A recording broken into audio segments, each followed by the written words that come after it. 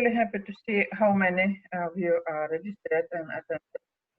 It makes my work much more, I say, happy. And then I understand that you really need that help.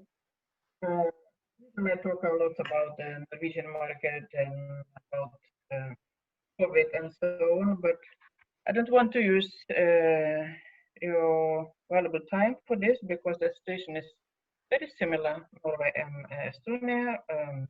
The numbers is similar. As in Europe, the situation is the same. Most young people that actually affected, and thanks God, no death because of this.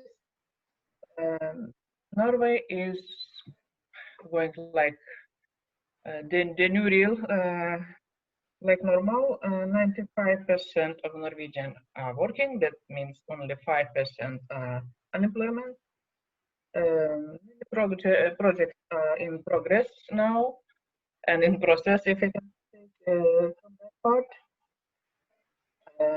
But I think you are here to understand how to come to Norwegian market. And mostly about this, you're asking me actually. It's actually many ways to come to Norwegian market and to stay there as well. But few of them are mentioned in my previous webinars. Some of them coming next month and month after.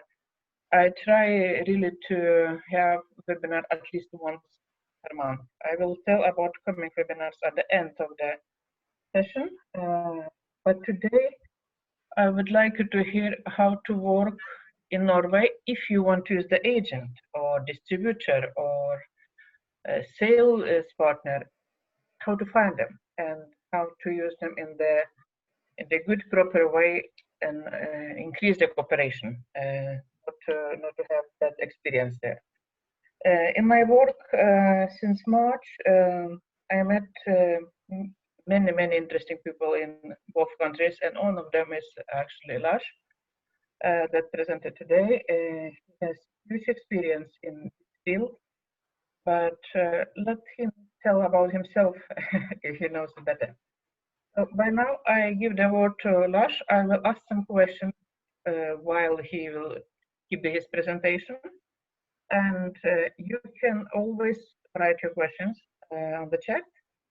You can always contact me after the webinar, and of course can contact Lars as well. Please ask if something unclear and let me know if something happens, because I'm sitting in the hotel room and not the best Wi-Fi. It happens that I disappear and come back. Let's start, Lars. Sure. Thank you, Rita, and thank you to Estonian Enterprise to giving me the opportunity to talk about something that I'm really passionate about. And I've been working with sales agents and sales partners in Norway since 2011 now. So it's almost 10 years. And I'll keep the introduction rather brief and try to provide you as much specific value as possible. So hopefully this can be the start for some of you to get started with selling in Norway and earning an extra revenue stream from the Norwegian market. So my company that I'm one of the owners of is called Agentura AS, and we have a pretty well-known website in Norway called agentura.no. It's been established for some time. It started up in 2006 and is considered a leading portal for finding agents and distributors in Norway. We have since the beginning built up a good database of agents in Norway that sell in the Norwegian market, and that database is exclusive to us, so that's our own database. And we've also, of course, worked with hundreds of companies and helped them find agents and sales partners in Norway. We also work with some business partners outside of Norway, so we can help with agents also in other countries. But of course, the main focus of this presentation is for the Norwegian market and how you can get started with selling in Norway and being successful with it. So to get started, I think it's important that we clear up some definitions. What exactly do we mean by sales partners? And here on the right-hand side, you will see 5 terms that I will use. Now I can start my video. Let's see. So now you can hopefully see me as well. Great. Yes, we can see you, Lars. Great. So here you will see 5 terms that I will use throughout the presentation. And it's quite important that we agree on what they mean. Otherwise, it can be some confusion and misunderstandings. So let me just start with the word principal, and that is basically any company that uses an external sales partner or sales agent. So in this case, if you want an agent in Norway, you will be the principal. So you are the principal of that business relationship. And a sales agent, the most important thing to clarify with a sales agent and how we define it, that it's not the same as a salesperson. It's not an employed sales rep. It's rather a company. So a sales agent is always a company, but it's really often and common that it's a self-employed one-man or one-woman company. So it can be a small company, and in the majority of the cases, it is like one individual salesperson that have started their own company and are working as an agent. But the difference between hiring a salesperson and using a sales agent is that it's strictly a business-to-business relationship. So an agent will need to have their own registration number and in Norway, and that gives you, as a foreign company trying to enter Norway, a lot of benefits. I will get back to that on the next slide. Another term that is often used is country manager. Many agents that get exclusivity for a market, in this case the Norwegian market, they will like to call themselves country managers. So it's basically the same as an agent, but it's just a more fancy title, if you like. Some people think it sounds nicer to be a country manager than being an agent. So you will see agents calling themselves country managers. But sometimes there are some exceptions to this. There are also country manager that can be a higher position. So that can be a normal job as well. So it can be some confusion there. But in my line of work, when we're working with country managers, it's usually in a sales agent role. So it's basically just a sales agent under a different name, and where they have an exclusive territory. So they have exclusivity for the Norwegian market. And 2 other common business models that we work with is a distributor. The difference with a distributor, of course, is that they need to buy stock. So they will buy your products and then resell them in Norway. So they are taking on more financial risk because they are buying it first and then they need to sell it. So they with a profit, hopefully. So it requires more financial muscle, and then it's not that common that a distributor would be like a one-man company, like a sales agent, because it requires some funds. They need to take some risk. They need to keep their own stock, etc. So it's different, but it's still a sales partner in the sense that it's a business-to-business relationship, like with a sales agent. Also, let me just briefly mention franchise, as that is growing year by year around the world and also in Norway. Many of you, I'm sure, are associated with like fast food chains and retail, etc. But it's getting common also in many other sectors. So we find quite a lot of franchisees to foreign companies as well. And as I'm sure you already know, it's a common business model. So then you basically rent out your brand, and the agent, well, it won't be an agent, it will be a franchise. They will be required to use your brand in their business in Norway. So the one I will be talking the most about is like sales agents in this presentations. And that is a really good model to get started with sales. And most of them are also based on commission only. So that's also a key factor. Can I ask you? Sure. How for the companies to understand what they will choose, the country manager and sales manager? Not what is the difference between them, but how to understand for the companies what suits them best. Do you have any thoughts about this?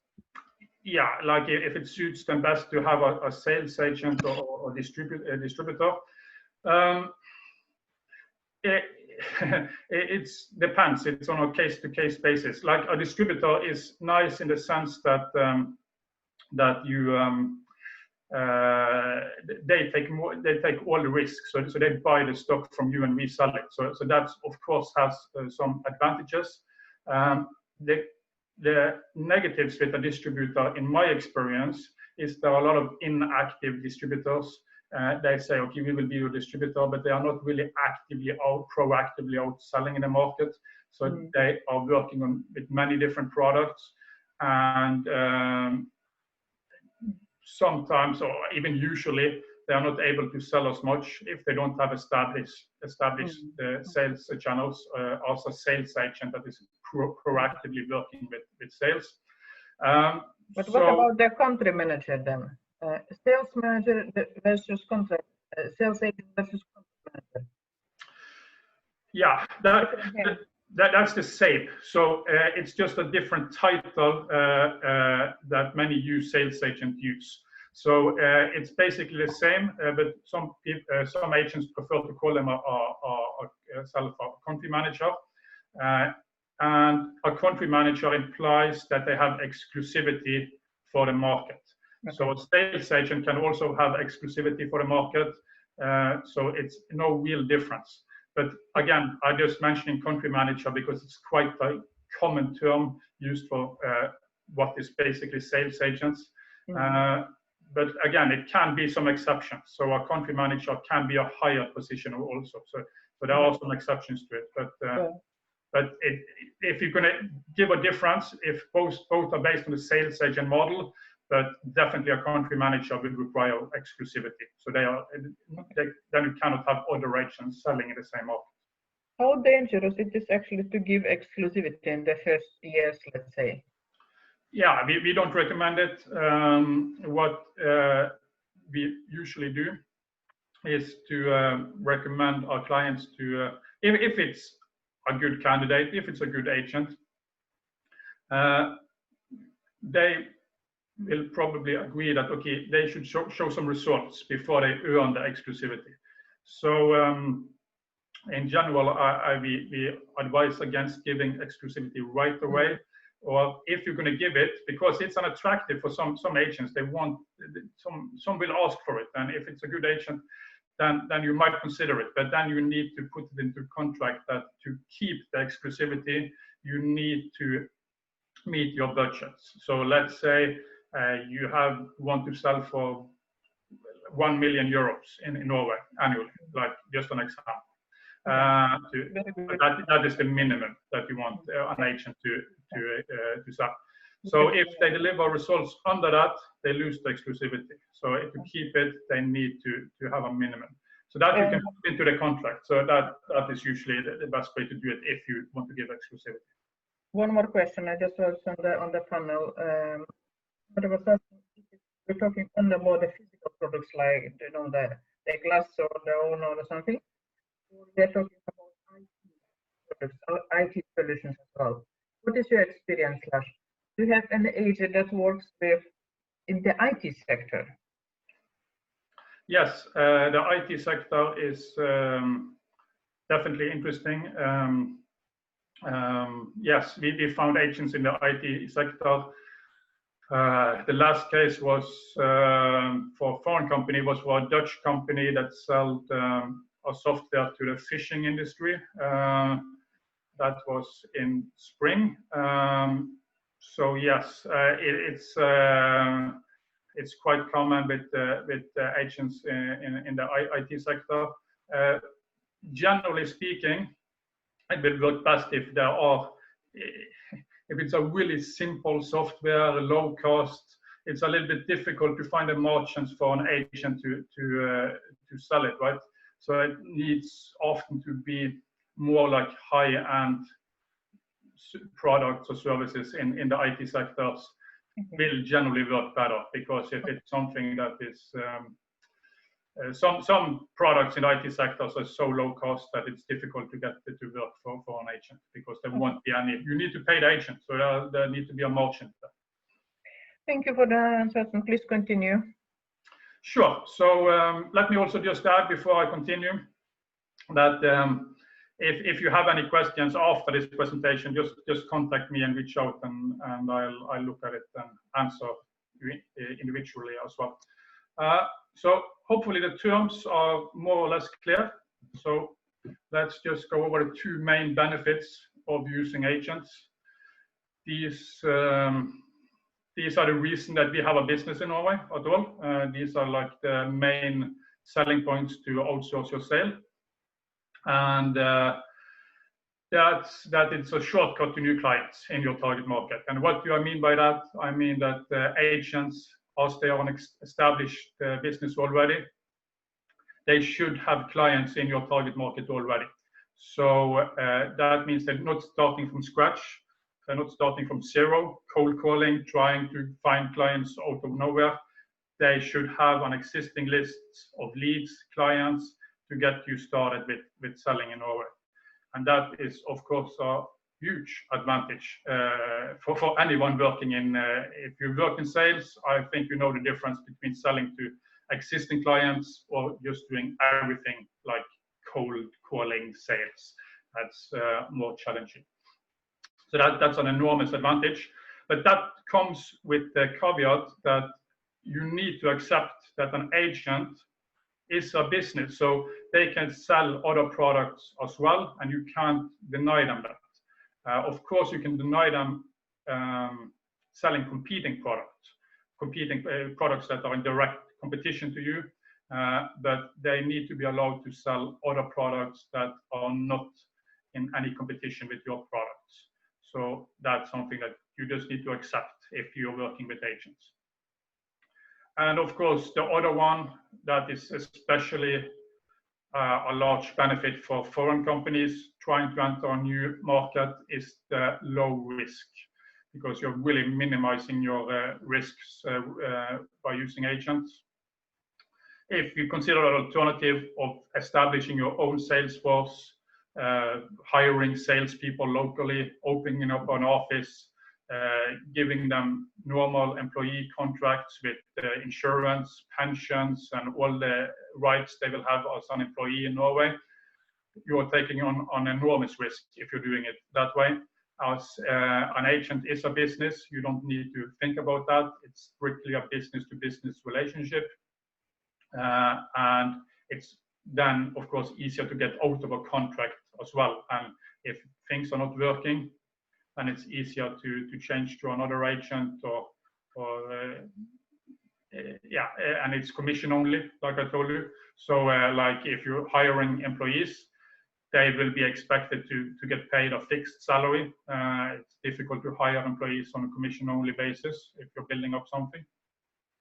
So yeah, you're really minimizing your financial risks. There are some costs, like of course you need to be prepared to invest in some sales support. You should go and meet the agent. You should take a plane to Norway and some startup costs like that. But it's nothing near the same as actually building your own sales organization in Norway. Lars, I know both that live in Norway that it's many rules about salary, about the taxes and so on.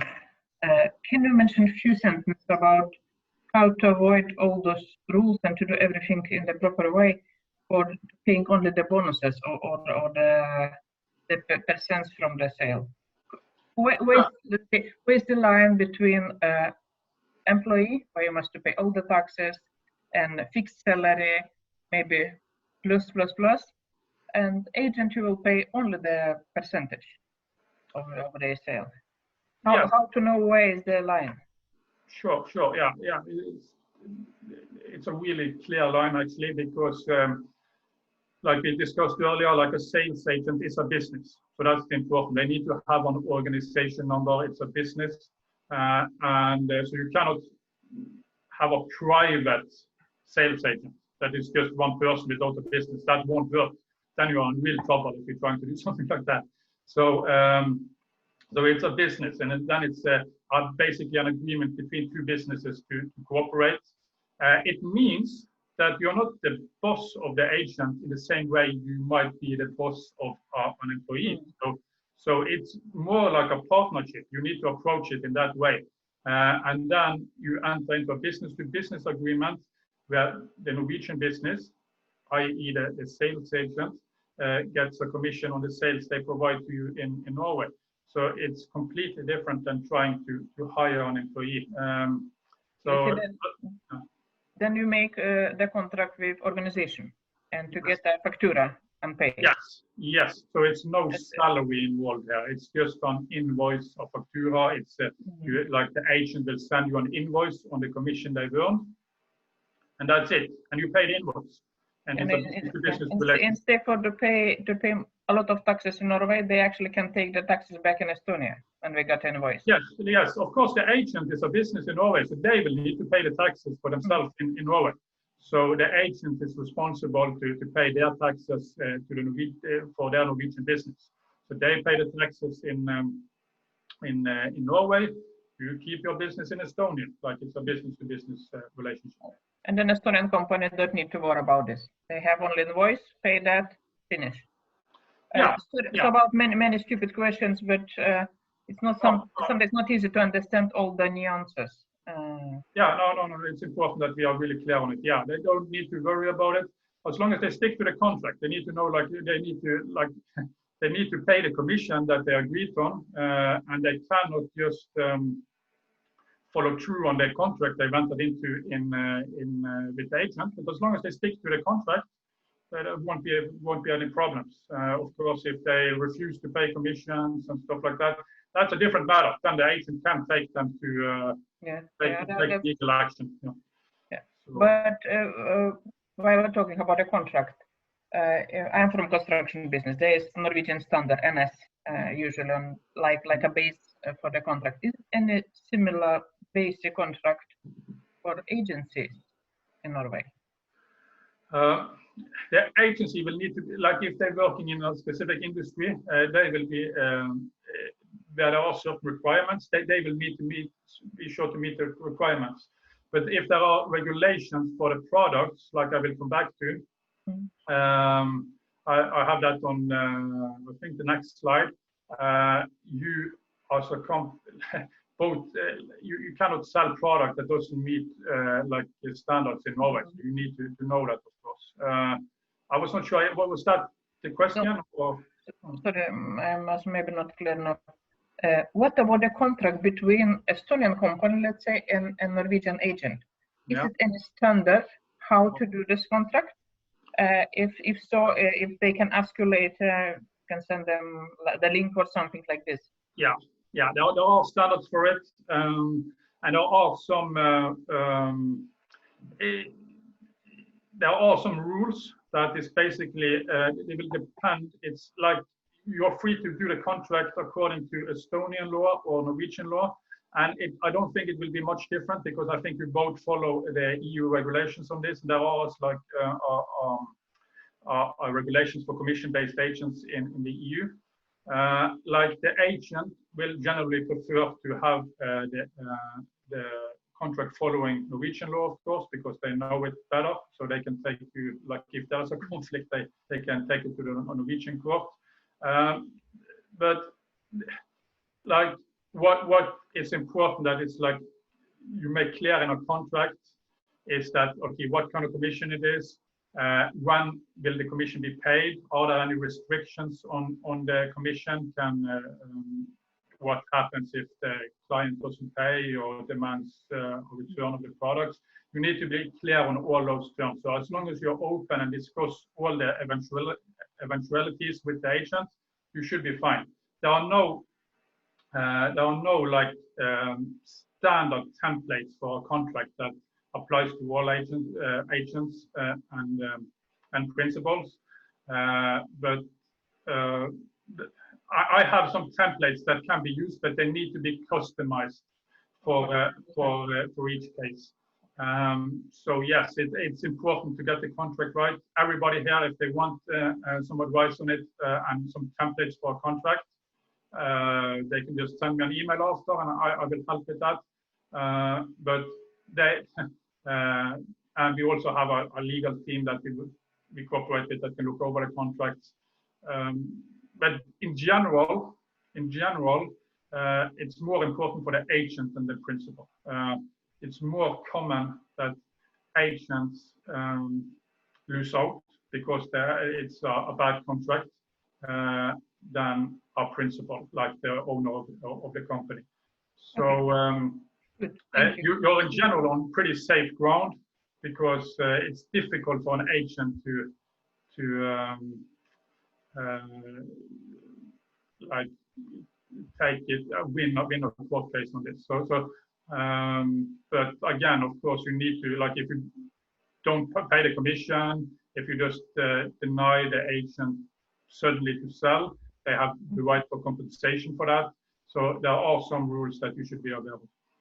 Okay, thank you so much for the answer. Please continue. Yeah, it's quite a big topic actually, so I'm happy to discuss it more if somebody's interested in that. Okay, so how many agents and distributors are there in Norway? And I got challenged by Rita to find a number, and I struggled quite a bit with it because it's difficult to find an accurate number for this. We have our industry code in Norway for agency trade and distributors, and if you strictly go by the public information, it's like a little bit above 31,000 companies.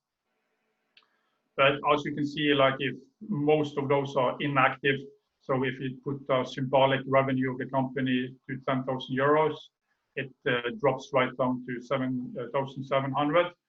And at the same time, there are many companies in these industry codes that are not agents or not distributors.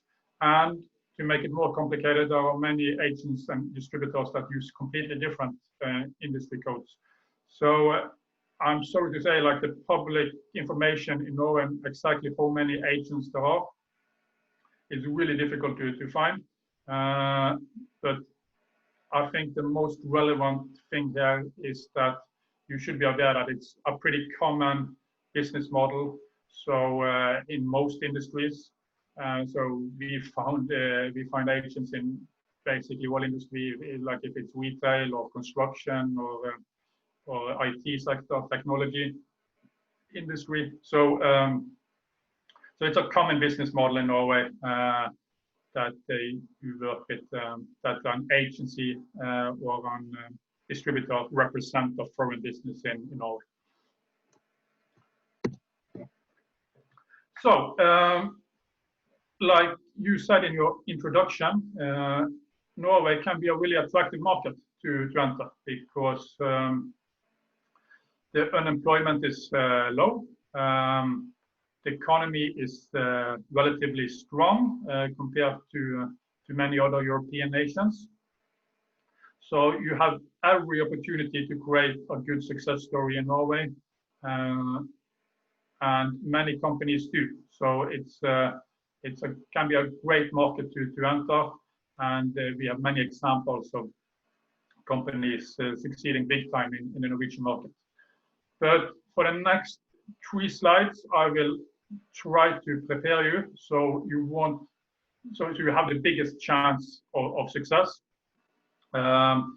Because obviously you can fail as well if you're not prepared for what you can expect in the Norwegian market and the response you will get from agents. So if you pay attention now for the next 2 slides, I think you will be better prepared than most other companies, I hope. And here are 3 really important points if you're going to find an agent in Norway.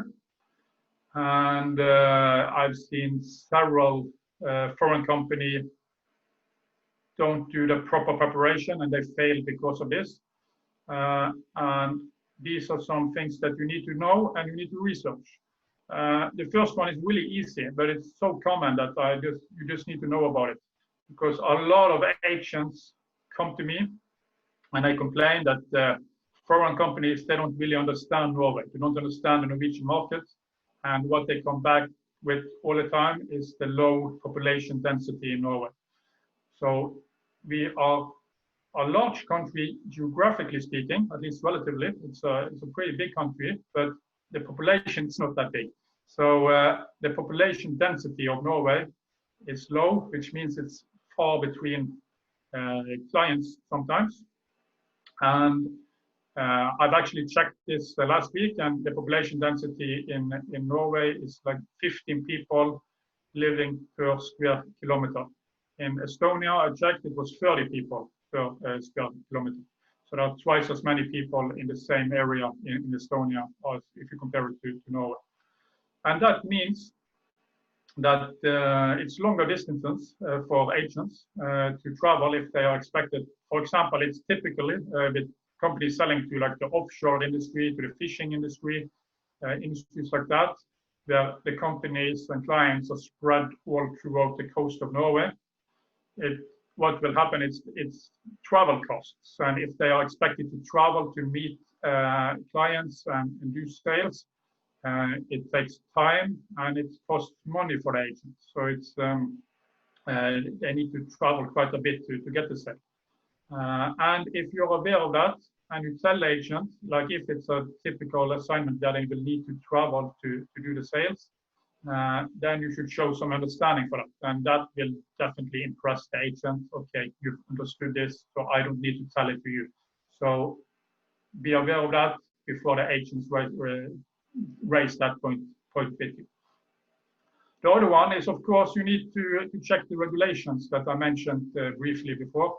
Most of them, in my experience, is pretty much the same in all of Europe. But there are some exceptions I've come across, and at least you should do some research and check if your products can be sold in Norway and meet all the Norwegian standards, the standards for being sold in Norway.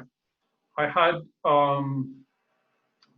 just to give a quick example, I had a UK client earlier this year that was selling in the construction industry. They were selling some sort of piping systems. And a really good agent were interested in the opportunity.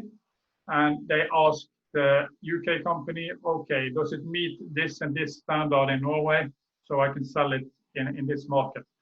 And what the UK company answered back was, we don't know. We don't know. Maybe you can check that for us. And I can tell you that's not a good impression to make to a really professional agent that you're asking to sell on commission-only basis. So you're not paying them a fixed salary to do that research. You're asking them to sell on commission only. And then you should really do your research before and know that it's a product that you can sell in Norway and that meet all Norwegian standards. So do that research beforehand and don't. Like that agent was, of course, not interested in selling for that company after he got that response. They are picky with what kind of opportunities they want to work on commission on. Also, be aware that some industries, I say many, okay, but maybe some at least, industry dominated by a few large actors in Norway. So do some competition research also before you try to find an agent in Norway. I have one Spanish company we are working with right now to find an agent. They sell fruit and vegetables, and they want an agent selling for them in Norway.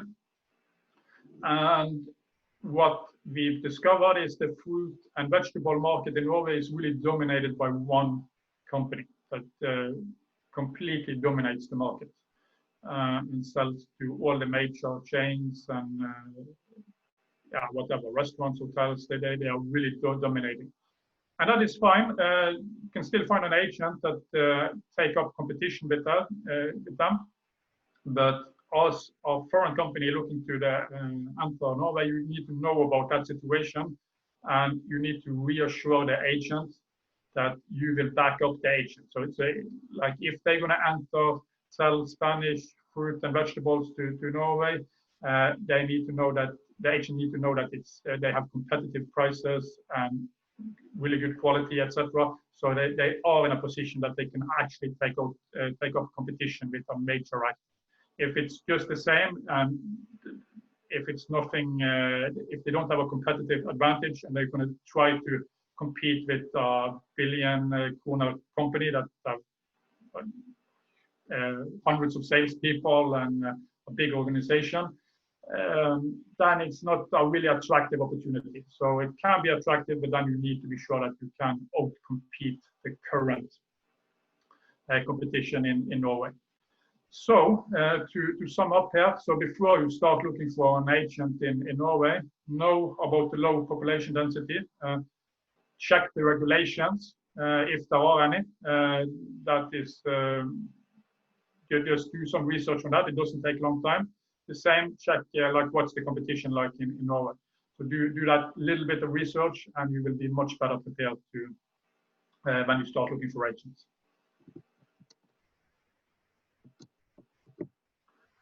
So let's continue. So here are 3 success factors you need to know to find the best sales agents. And we've already talked about the local knowledge, that you know the market, that you've done your research. You need to start there, begin with that. Then you need to think about the commission model. And that is maybe the most common question I get asked is what kind of commission do we need to give an agent? And it's a really difficult question to answer in really general terms. Like, it's not like I cannot just say, okay, it's 5% commission or it's 25% commission. It will depend on the industry and the market you are in, and also the products you have. But there are some key factors with the commission model that you should be aware.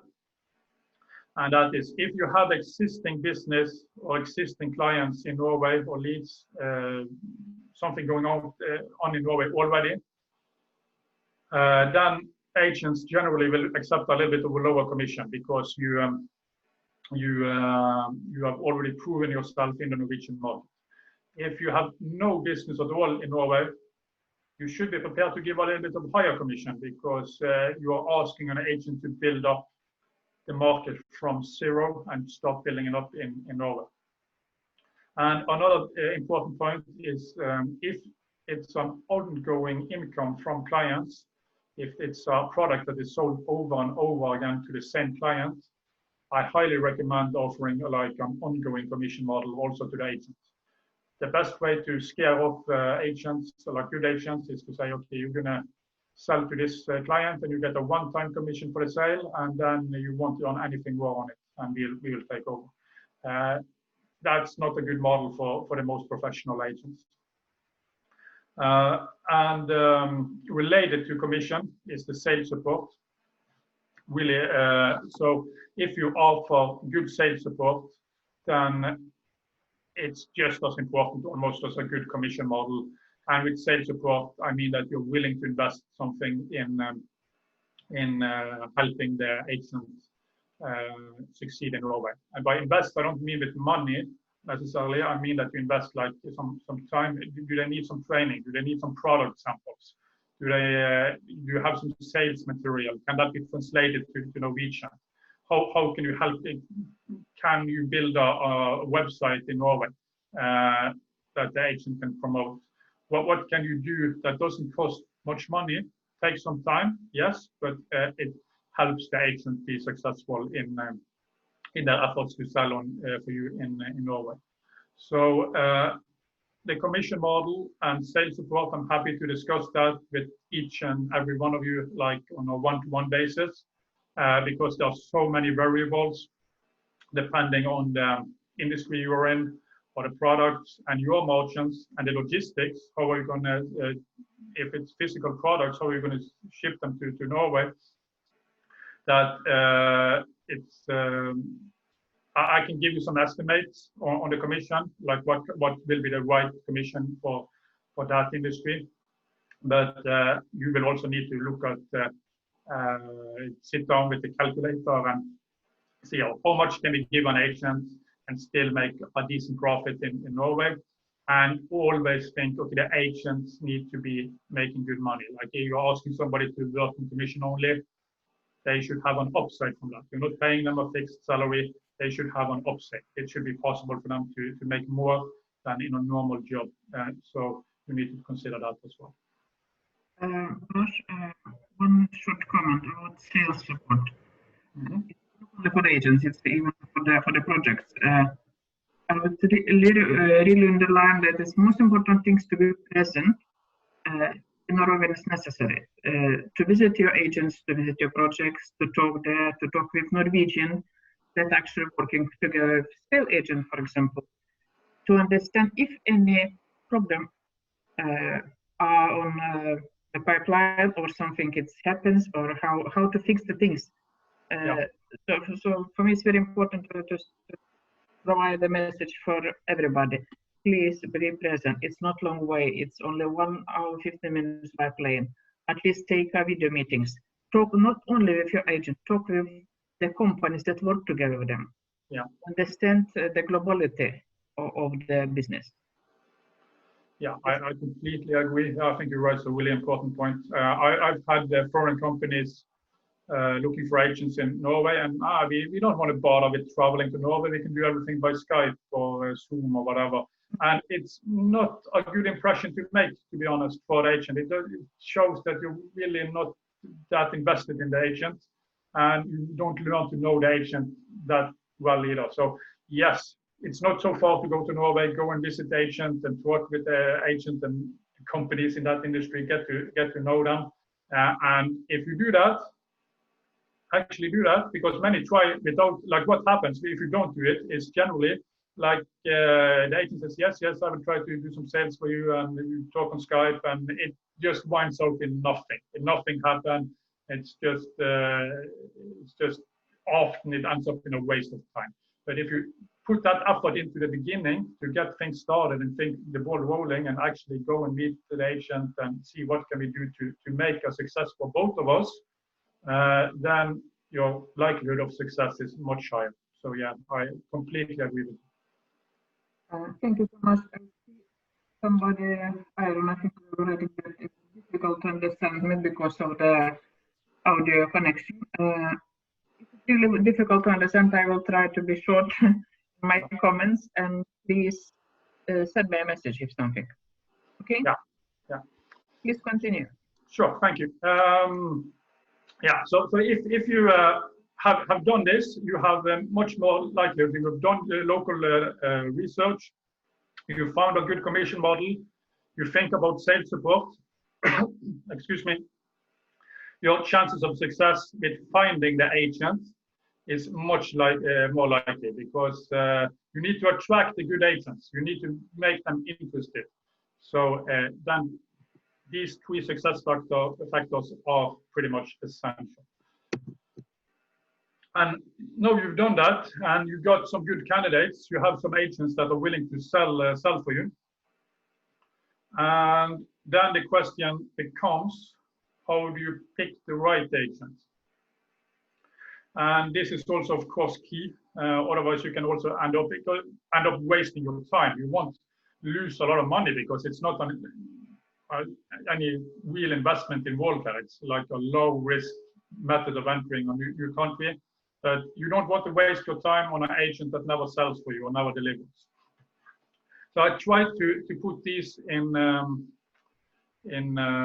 ranking order from the most important to the least important. But as I looked at them yesterday, I see, okay, all of them are pretty much important. So these are 5 important factors that we are looking for when we are finding agents for our clients.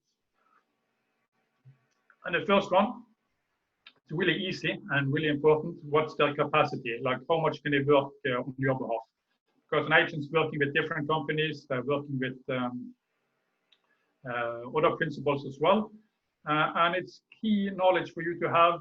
How much time do they have to spend on working for your business and selling your products or services? And if it's an agent that already have like 7 other or 8 other companies they are working for, it's not a good start, to be honest. It's in our experience too much.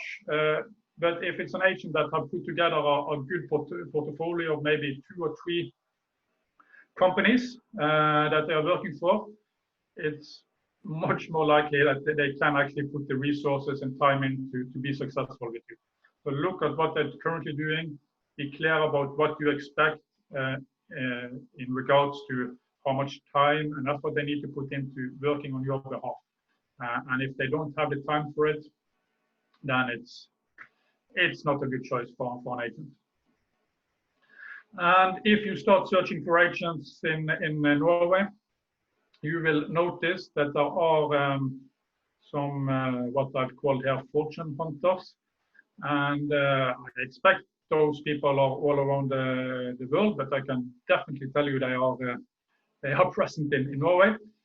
Those are the kind of agents that are always looking for new opportunities. They have the grass is always greener on the other side, and they're always looking for the next product to sell. They're always looking for the next product. They never focus on the current product that they should be focused on and just focusing on selling that. They're always looking for a new thing to sell.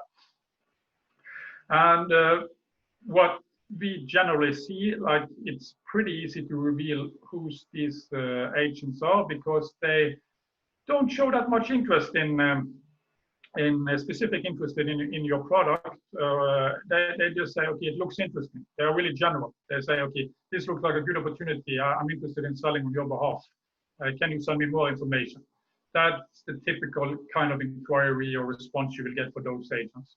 But are generally motivated and interested agents, you can tell easily if they say, okay, I have this list of clients. I have 150 clients in this industry that already has this product. I think your product will be the perfect add-on product. I can sell it to them. I have that contact data. I have their information. Or even if they don't have the list with clients, they will say, okay, I know about this industry. It's a rising need in that market for exactly your kind of product. I've done the research. I think you outcompete existing products. They've actually done some true checking of your product, and you can pretty easily tell that they are more motivated and they understand it, and that's why they want to sell for you. So really important as well, like if you go for the one that's always looking for the next opportunity, you have them for 1 month and then they're looking for something else. So then you lost them. So that's just a waste of time. Industry knowledge, of course. There are also sales agents that claim that can sell everything. The ones that sell, okay, I can sell rice in China and sand in the desert and ice to Eskimos, etc. And in our experience, not the best choice either. Like they should have some industry contacts in the industry you're trying to approach. So if it's a completely new industry for them, I would be really careful with trying an agent that doesn't have experience in selling in the target market that you're trying to approach. And that being said, they need to have sales and commission-based experience because we've had, for example, in the furniture industry recently, we had,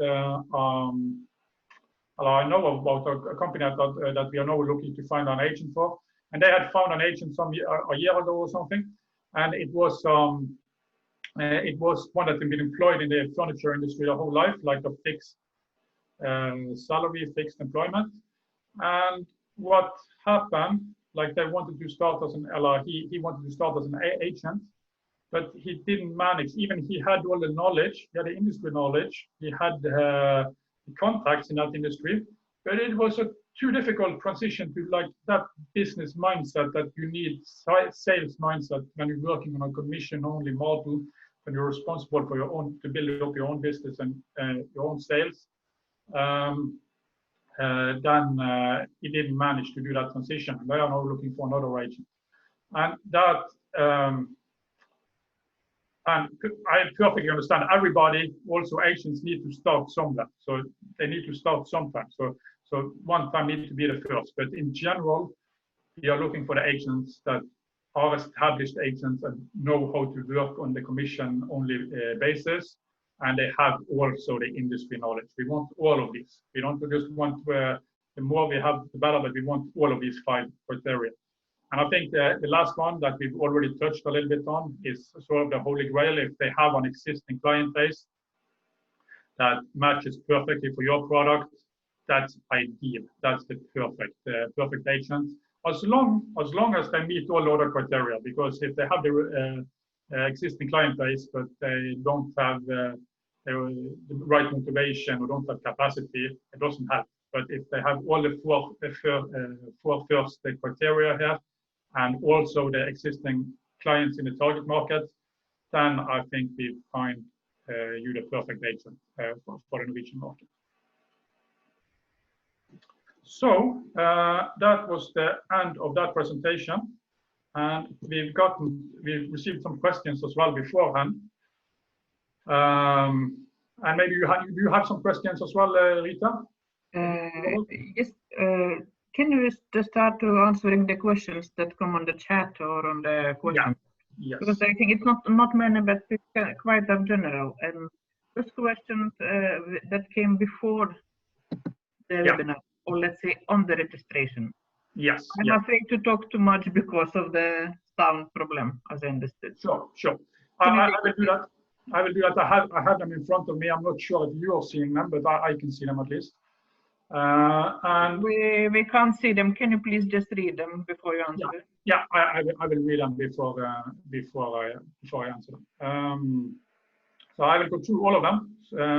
And if you have any other questions, you find my email and my phone number on this presentation, and then I can give more like custom advice for your company. Maybe you have some. I can look at your website, your products, and you can say, okay, you should be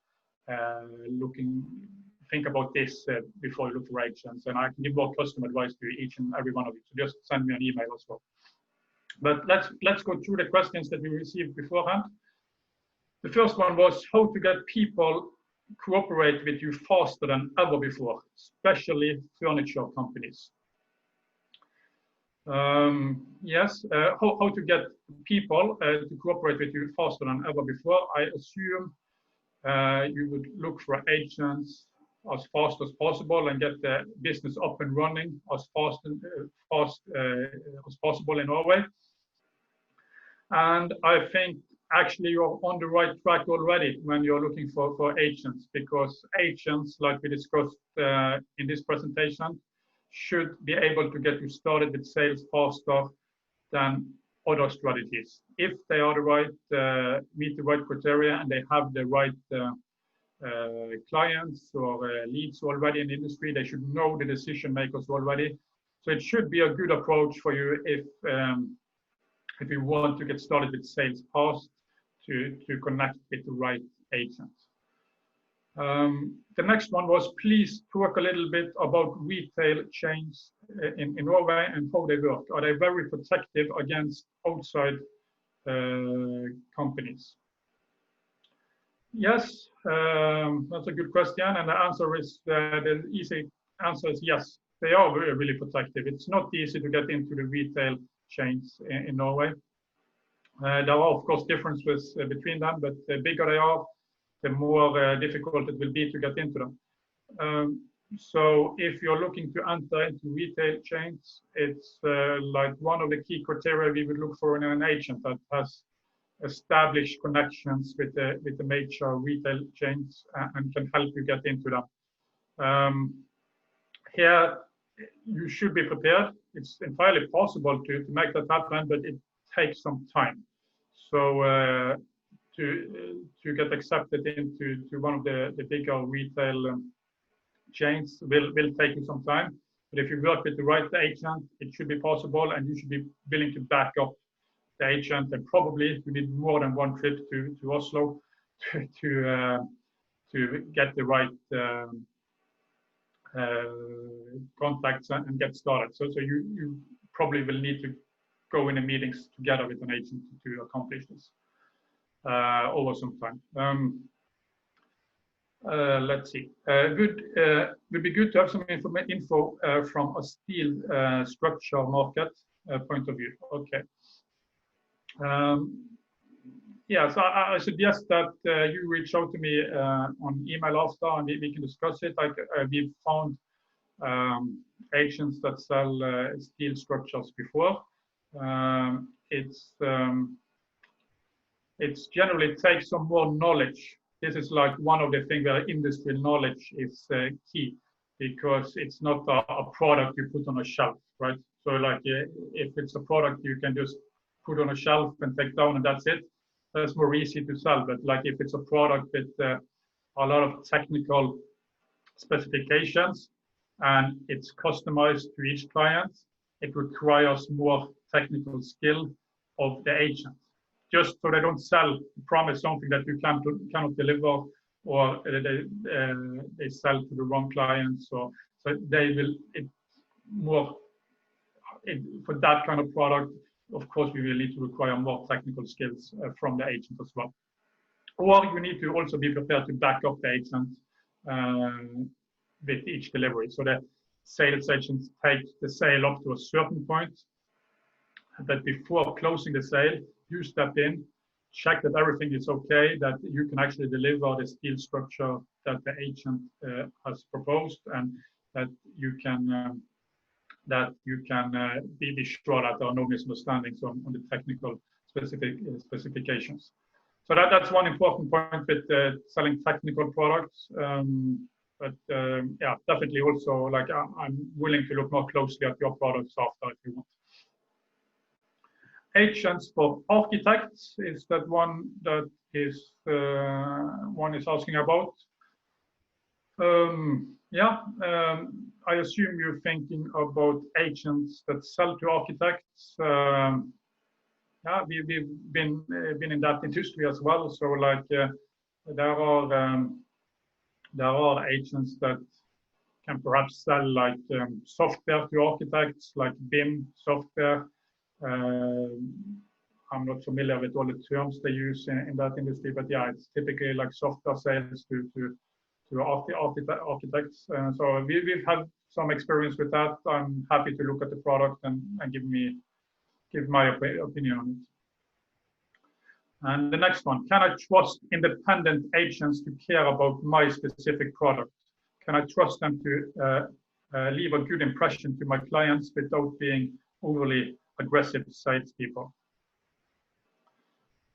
Yeah, that's a really good question. Thank you for that. You should, and here's the reason why. Like, of course, there are agents of people, right? We are talking about they are companies. Formally, so it's a B2B relationship, but it's actually a person going out there and selling. So you don't come around that. And there are people, salespeople that are good, and there are salespeople that are not so good. And that is the case no matter what you do. So like if you hire your own salespeople, you might get unlucky with those as well. But why you should perhaps be more confident with agents is that they also represent their own business. Because if they make a bad reputation for themselves, it doesn't just hurt you, it hurts them as well. So they are dependent on keeping their own business running, and they are quite dependent on doing their sales professionally and not turning off clients, because they are also building at the same time as they are building your business, they are building their own business, and it's so they have more of an incentive to act professionally in that sense. And also they went through the effort of establishing a company, so and that takes some guts. That takes some. That's not every person that go through the process of establishing an own company and starting an agency and selling as an agent. So generally, it's a little bit of tough for business people, tough for salespeople. But yeah, you should find an agent that you trust. Yes. So yeah, and then you should trust that agent to care about your specific products. I hope that was a good enough answer. If not, I will try to answer in more detail to you after. And the next one is also interesting. Let's see. I did my thesis about how to find an export agent. Hence, the topic is interesting. I hope to hear something specific about agent fees and how they share the risks. products in warehouses, example of problems, discount sales, on whose account, marketing, single right to sell. Okay, a lot of different good topics in that question. We went through some of them already, like the single right to sell. I assume you mean the exclusive, if you should give exclusivity. We talked a little bit about that. Regarding the discount sales and on whose account. Generally, principals or the company that are working with an agent, they will give guidelines on if it's possible to give discounts and how much discount can be given and how that will affect the commission of the agent. Or sometimes it will just be that if they're going to give a discount, they will need to take it from their own commission. But other times, the agent also give like a certain percentage. You're allowed to give this percentage in discount. And let's see about the agent fees. I assume you mean the commission model. Again, we talked a little bit about that. It's depending on the industry. It's hugely dependent on the industry that they are working in. And share the risks, yeah, and how they share the risk. That's a good point, like we talked about, like with an agent. The agent share the risk. The agent run their own company and they have their own expenses running their own company. So they are definitely sharing the risk with you.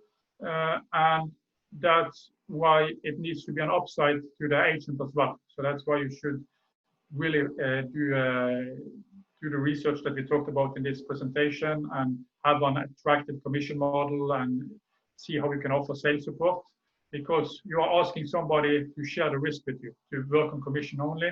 And then it needs to be an upside for them as well as for you. So there's a lot of different good points there. And if your thesis is in English, or if you have something good information for me, I would like you to reach out to me. Sounds interesting. Looking for energy, marine power generation industry agents. Yes, definitely. Again, a little bit related, of course, a little bit of different industry, but to the steel structure market that we talked about previously.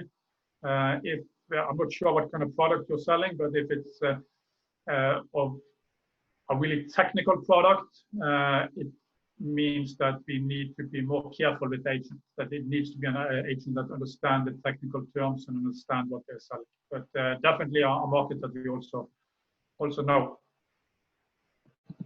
Let's see, and we are almost off the end. One is commenting marine and offshore agents. Yes, that's a huge market in Norway, the offshore industry and in the marine industry. So that's all across the coast of Norway.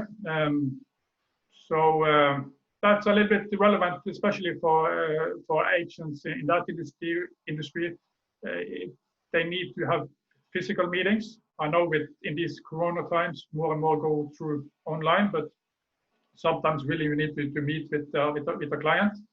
And then it's quite expensive and long distances between companies in that industry, because it's not like they are centrally located in Oslo, all of them.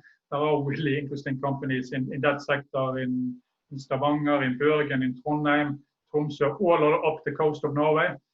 So it will mean that an agent will need to travel more, and then you should be expected to pay a good commission so they can defend the expenses they take on traveling. Would like to know, do construction companies purchase more from do-it-yourself chains or wholesalers? From what I know, it's mostly wholesalers that they do purchases from. But it depends. Like there are agents, of course, that sell straight to the construction industry. So if there's a good agent, they will be able to sell your goods straight into the construction company. And an agent can also sell your products into a wholesaler. So it's no contradiction there. So an agent will find the right channels to sell your products. that was all the questions that we got beforehand. I'm not sure if there are any more right now. If there is.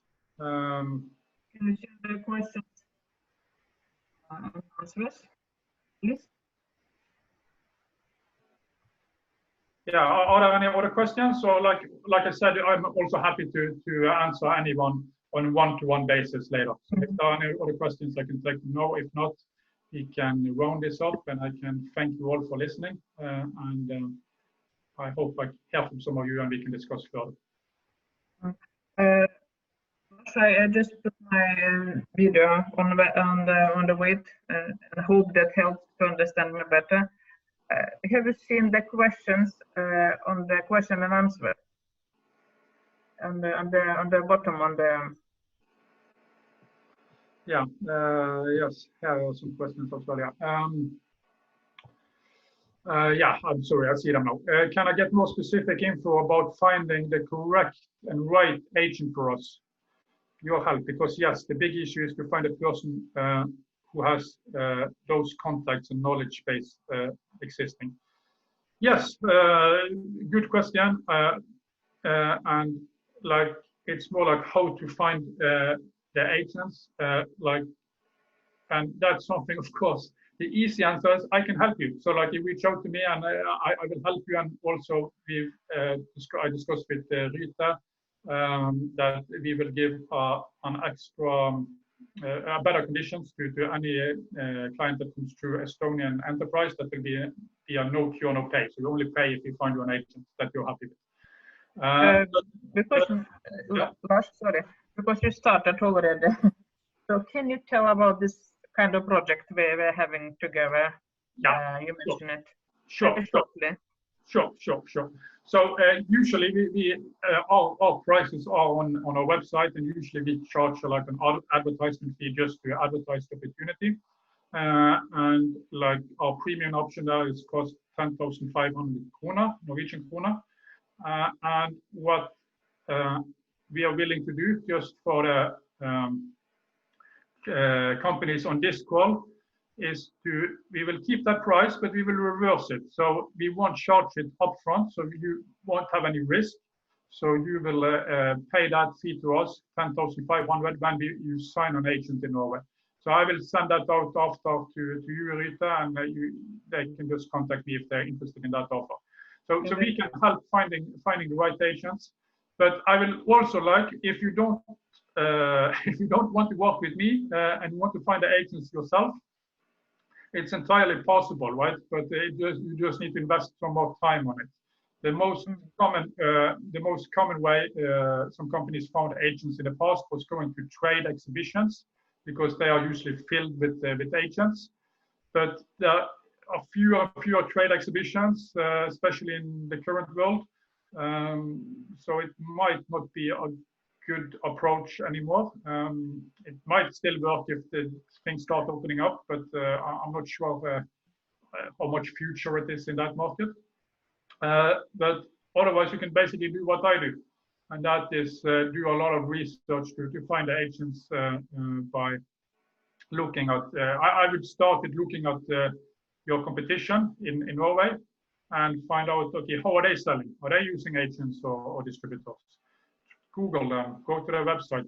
Sometimes they list their agents on the website or on LinkedIn, etc. And just start looking for potential business partner and agents in that market. So it's no magic. It's pretty straightforward, but it will take you some time, and especially because you don't know Norwegian. Probably, I don't think many of you know Norwegian. So it's entirely possible to do, but just prepare to spend some time on it. Otherwise, just contact me. Lars, when you will send me this information in English, please. So we will send together with your presentation later. Yes. So all the participants that registered. Yeah. I will send it right after our call now. So I will just summarize that offer and also send it together with the PDF version of the presentation. And you can just send it out to everybody in this call. Perfect. Let me just see the other comments there also, like before we finish up. What is the general practice in Norway about marketing expenses? Do agents take care of marketing material, or is it expected to be the producer's responsibility? Yes, that's a good question. I would consider that like sales support, and there are many companies that look for agents that are reluctant to make any marketing material or do any marketing. It depends on the industry you're in, right? But if it's a market where marketing makes sense, yes, I recommend you to look into that. And yes, you should cover the expenses for any marketing material or making the marketing approach in Norway. You cannot expect an agent to do that. Of course, the agent can cooperate with you and probably have some good input on it, but it's something that that would be great sales support.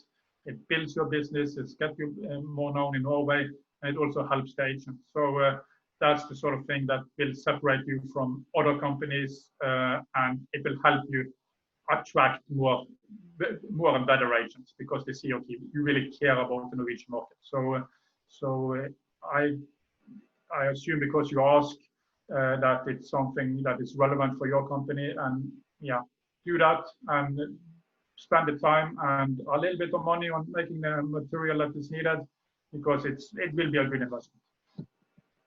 Just shows that you care about the agent success in Norway. And then there is one that's writing, hey, okay, hey, that's hello in Norwegian. The T says, okay, excellent. Negotiating with export agents, how to create sustainable relationship. Okay, it seems like that's a link to where I can find it online, or anybody else can find it online.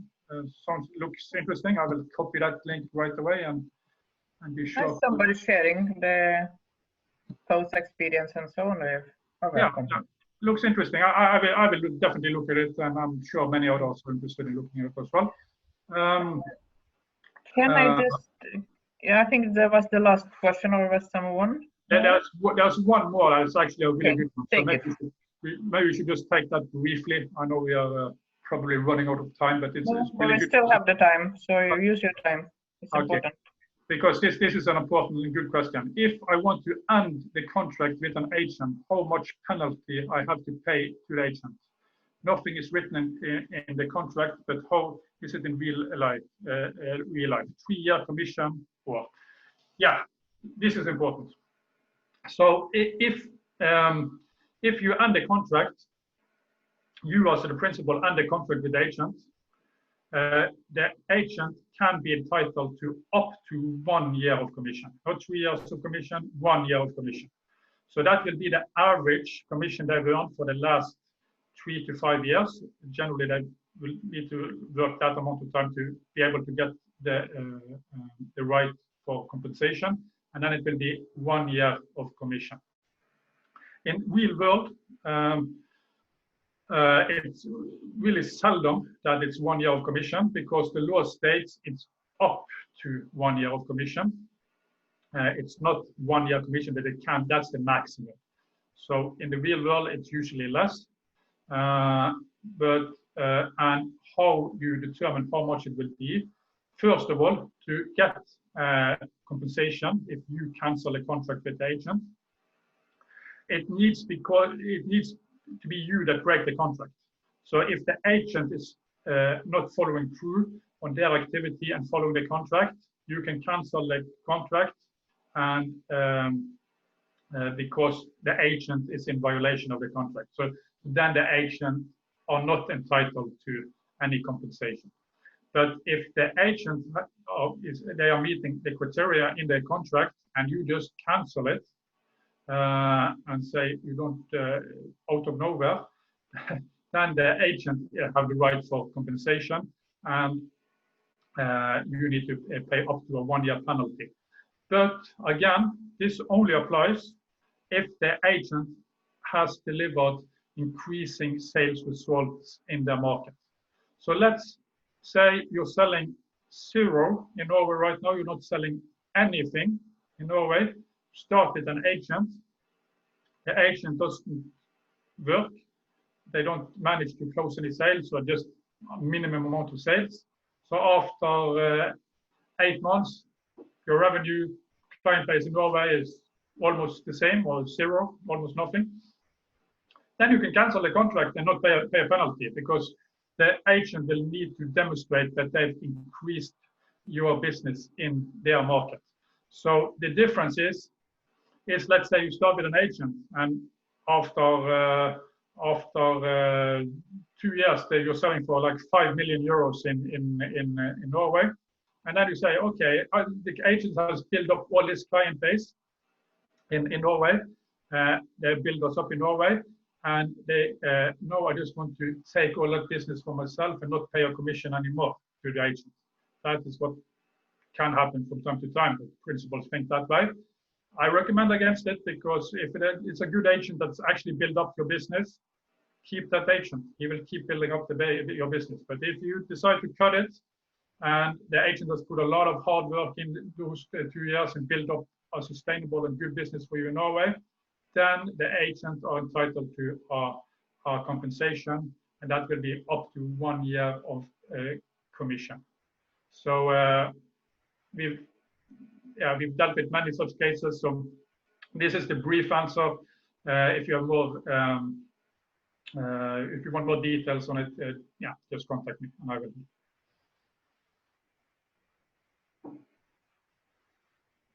Okay, I think we answered. I think 2 more questions. There are 2 more. There are 2 more questions. Let's do them as well. I'm sorry. Does the compensation deal exist when you make, so to speak, agent contract, or the agent is like the payroll and has personal advantages, so to speak? If you use Factura and pay invoices monthly basis, then it shouldn't be a problem. When you make this, I'm not quite sure if I follow. Like, does the compensation deal exist when you make, so to speak, agent contract? Maybe I can suggest that Raoul will take direct contact with you. Ask me directly. Ask me directly, because I don't want to answer the wrong question if I misunderstand it. And the last question, very short. Do the agents share their commission with other agents as well to get better sales? Okay, that's a good question. Yes, it can happen that you have sort of like let's call it a master agent. You have like if you like, we were discussing that term, country manager, or like you have somebody that have exclusivity for Norway. You have a master agent, and they have their own agents selling on their behalf for commission. Sometimes it will be their hired salespeople, but they have their own commission-based agents selling in different parts of the country. So that is something that can be a good model for some companies, but it's up to you. It's up to you as the principal, you as the company that are looking to go to Norway, because you can determine that in the contract with agents. Are they allowed to have sub-agents, agents under their business, or not? That is entirely free for in the contract, so you can decide it. So I've seen sometimes, and seems like a good practice, that companies allow that. They say, yes, of course, if you have the other business partner or sales agents that you can cooperate with and share your commission and increase the overall revenue, we are all for it. Why not? But the only thing that can be smart is that the agent is required to inform you about it, and you need to give like a final stamp of approval. Like, okay, now I would like to work with this business partner, this agent in the north of Norway, for example, and they send information and get your approval. It's always good to know who's out there representing your business. So that I would require from the agent if they're going to work with sub-agents in that system. I would generally advise to allow that, but that it requires your approval on a case-to-case basis, that you know who's selling to you. Okay, very good. Can you hear me now properly, or is still problem with? I can hear you well, but you're breaking up a little bit sometimes. But it's okay. I will try to do my best. Be short. Just to follow the lead now. You will send information. We will send it out to the participants, and then I'm actually thinking maybe to do a kind of, not a webinar, but the meeting, the seminar maybe, where Estonian companies that interesting to meet Norwegian agents can be, and maybe you and maybe some agents as well, that interesting to do kind of not matchmaking, but to do a kind of information exchange at the beginning. And then when the situation about the COVID can get easier, I would suggest the agents come to Estonia and really visit the companies. They start to talk about the contract before they make a contract. I really hope that it will be possible to do that. What they think actually, how to progress with this, not to stop just by this webinar, because I see this interesting. People really want to find the good agents, and you are really the person that can help them. So I would like to continue our cooperation. Yeah, no, of course, that's interesting for me too. So I'm happy to do that, and we can have hopefully like a physical seminar sometimes in not the far distant future.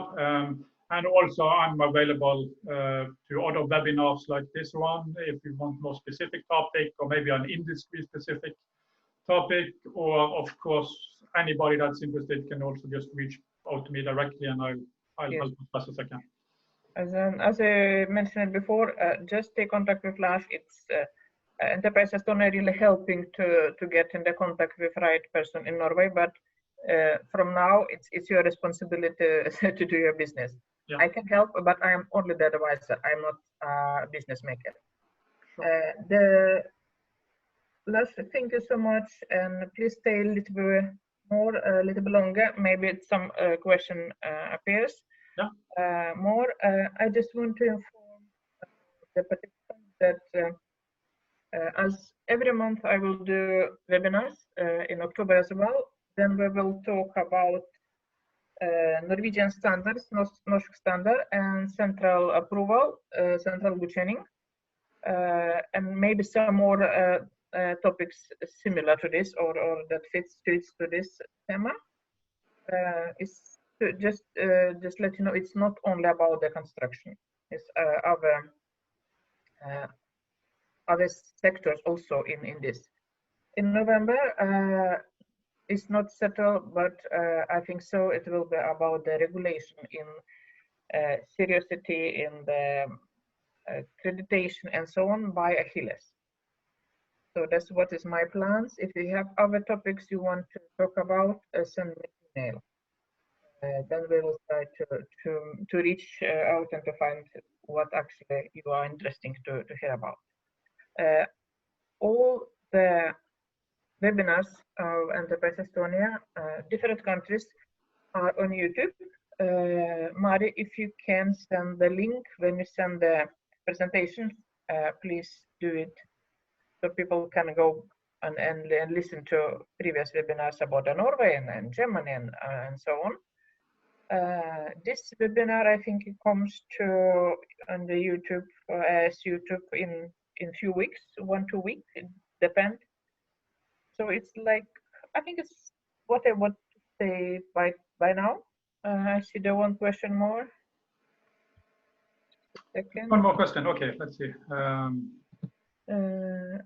Okay, I see. Yeah, would it be possible to talk to you about construction industry, specifically PVC hangers? Yes, of course. You can talk to me about anything, any product or company that is looking for agents in Norway. I will try to help you as best as I can. So, okay, yeah. Thank you so much. Any other question? We still have 4 minutes. No, perfect timing. Yeah. Do you have some last words for today? No, yeah, just thank you for letting me do this. It's been really interesting, and I'm really happy that so many attended. And I'm just looking forward to keeping the dialogue with both Estonian Enterprise and all the ones that attended. Yeah, thank you so much. Thank you everybody that was in the meeting. You have our contacts, so contact us if something unclear. Thank you and have a perfect day. Okay, bye.